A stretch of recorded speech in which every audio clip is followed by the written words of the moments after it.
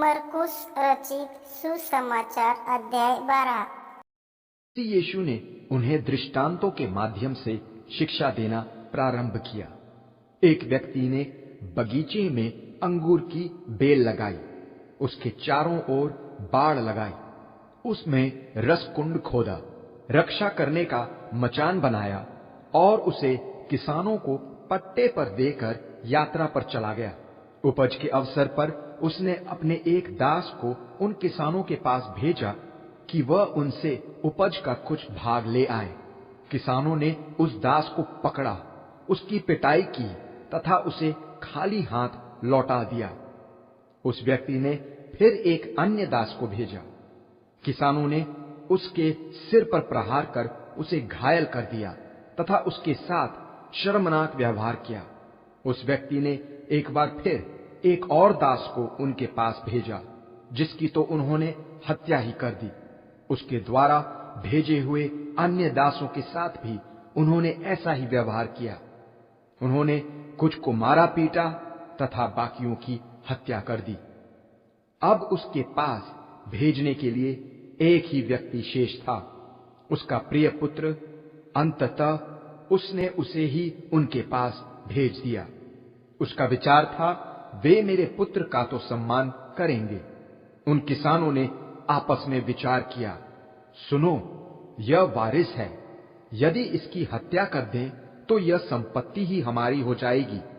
उन्होंने उसे पकड़ उसकी हत्या कर दी तथा उसका शव बगीचे के बाहर फेंक दिया। अब बगीचे के स्वामी के सामने इसके अतिरिक्त और कौन सा विकल्प शेष रह गया है कि वह आकर उन किसानों का नाश करे और उद्यान का पट्टा अन्य किसानों को दे दे। क्या तुमने पवित्र शास्त्र का यह लेख नहीं पढ़ा? जिस पत्थर को राजमिस्त्रियों ने निकम्मा घोषित कर दिया था, वही कोने का मुख्य पत्थर बन गया। यह प्रभु की ओर से हुआ और यह हमारी दृष्टि में अद्भुत है। यहूदी मसीह यीशु को पकड़ने की युक्ति तो कर ही रहे थे, किंतु उन्हें भीड़ की प्रतिक्रिया का भी भय था। वे यह भली भांति समझ गए थे कि यह दृष्टांत उन्हीं के लिए था। वस्तुतः इस अवसर पर वे मसीह यीशु को छोड़ वहां से चले गए। यहूदियों ने मसीह यीशु के पास कुछ फरीसियों तथा हेरोदेस समर्थकों को भेजा कि मसीह यीशु को उनकी ही किसी बात में फंसाया जा सके। उन्होंने आकर मसीह यीशु से यह प्रश्न किया, गुरुवर, यह तो हमें मालूम है कि आप एक सच्चे व्यक्ति हैं। आपको किसी के मत समर्थन की जरूरत नहीं है, क्योंकि आप में पक्षपात है ही नहीं। आप पूरी सच्चाई में परमेश्वर संबंधी शिक्षा देते हैं। हमें यह बताइए, कैसर को कर देना व्यवस्था के अनुसार है या नहीं? हम कर दें या नहीं? उनका पाखंड भांप कर मसीह यीशु ने उनसे कहा, क्यों मुझे फंसाने की युक्ति कर रहे हो? दिनार की मुद्रा लाकर मुझे दिखाओ। वे मसीह यीशु के पास एक मुद्रा ले आए। मसीह यीशु ने वह मुद्रा उन्हें दिखाते हुए उनसे प्रश्न किया, यह छाप तथा नाम किसका है? कैसर का, उन्होंने उत्तर दिया। मसीह यीशु ने उनसे कहा, जो कैसर का है वह कैसर को दो, और जो परमेश्वर का वह परमेश्वर को। यह सुन वे दंग रह गए। कुछ सदूकी मसीह यीशु के पास आए। सदूकियों की मान्यता है कि मृतक दोबारा जीवित नहीं होते। उन्होंने मसीह यीशु से प्रश्न किया, गुरुवर, हमारे लिए मोशे का आदेश है कि यदि किसी का भाई अपनी पत्नी पीछे छोड़ निसंतान मर जाए तो उसका भाई उस विधवा से विवाह करे और अपने भाई के लिए संतान उत्पन्न करे।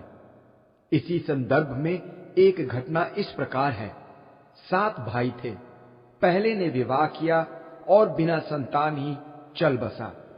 दूसरे भाई ने उसकी पत्नी से विवाह कर लिया, वह भी बिना संतान ही चल बसा। तीसरे भाई की भी यही स्थिति रही। इस प्रकार 7 भाइयों की मृत्यु बिना संतान ही हो गई। इसके बाद उस स्त्री की भी मृत्यु हो गई। पुनरुत्थान में दोबारा जी उठने पर वह किसकी पत्नी कहलाएगी, क्योंकि वह तो 7 भाइयों की पत्नी रह चुकी है। मसीह यीशु ने उन्हें उत्तर दिया, क्या तुम्हारी इस भूल का कारण यह नहीं कि तुम न तो पवित्र शास्त्र का भेद समझते हो और न ही परमेश्वर के सामर्थ्य को।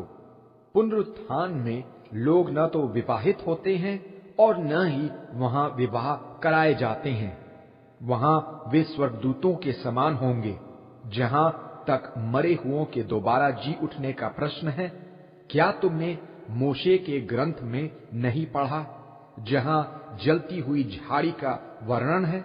परमेश्वर ने मोशे से कहा था, मैं ही अब्राहम का परमेश्वर, इसहाक का परमेश्वर तथा याकूब का परमेश्वर हूं। आप लोग बड़ी गंभीर भूल में पड़े हैं। वह मरे हुओं के नहीं परंतु जीवितों के परमेश्वर हैं। उसी समय एक शास्त्री वहां से जा रहा था। उसने उनका वार्तालाप सुन लिया। यह देख कि मसीह यीशु ने उन्हें सटीक उत्तर दिया है, उसने मसीह यीशु से पूछा, सबसे बड़ी आज्ञा कौन सी है? मसीह यीशु ने उत्तर दिया, सबसे बड़ी आज्ञा है, सुनो इस्राएलियों, याहवे हमारे परमेश्वर अद्वितीय याहवे हैं।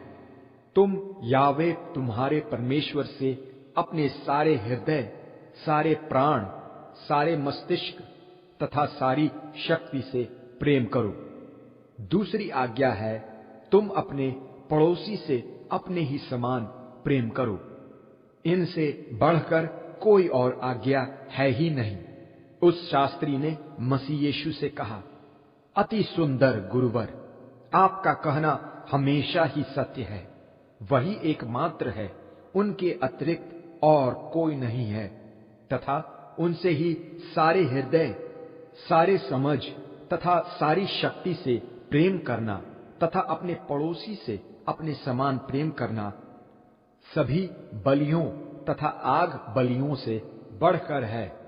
जब मसीह यीशु ने यह देखा कि उसने बुद्धिमानी से उत्तर दिया है, उन्होंने उससे कहा, तुम परमेश्वर के राज्य से दूर नहीं हो। इसके बाद किसी में भी उनसे और प्रश्न करने का साहस न रहा।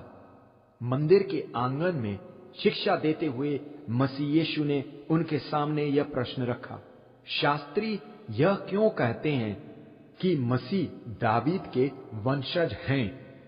दावीद ने पवित्र आत्मा में आत्मलीन हो कहा था, प्रभु याहवे ने मेरे प्रभु से कहा, मेरी दाईं ओर बैठे रहो, मैं तुम्हारे शत्रुओं को तुम्हारे अधीन करूंगा।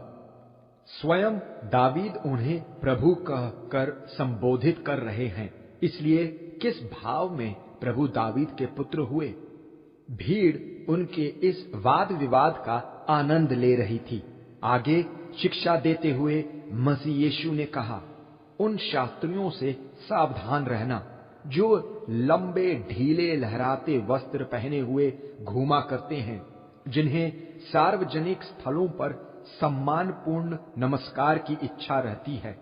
उन्हें सभागृहों में प्रधान आसन तथा भोज के अवसरों पर मुख्य स्थान की आशा रहती है। वे विधवाओं के घर हड़प जाते हैं तथा मात्र दिखावे के उद्देश्य से लंबी लंबी प्रार्थनाएं करते हैं। कठोरतम होगा इनका दंड। मसीह यीशु मंदिर कोष के सामने बैठे हुए थे। वह देख रहे थे कि लोग मंदिर कोष में किस प्रकार दान दे रहे हैं। अनेक धनी लोग बड़ी बड़ी राशि डाल रहे थे।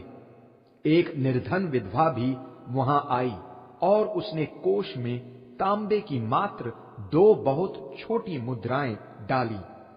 मसीह यीशु ने अपने शिष्यों का ध्यान आकर्षित करते हुए कहा, मैं तुम पर एक अटल सच्चाई प्रकट कर रहा हूं, जितनों ने भी कोष में दान दिया है, इस विधवा का दान उन सब से बढ़कर है, क्योंकि शेष सभी ने तो अपने धन की बढ़ती में से दिया है, किंतु इस विधवा ने अपनी निर्धनता में से अपनी सारी संपत्ति ही दे दी। यह उसकी सारी जीविका थी।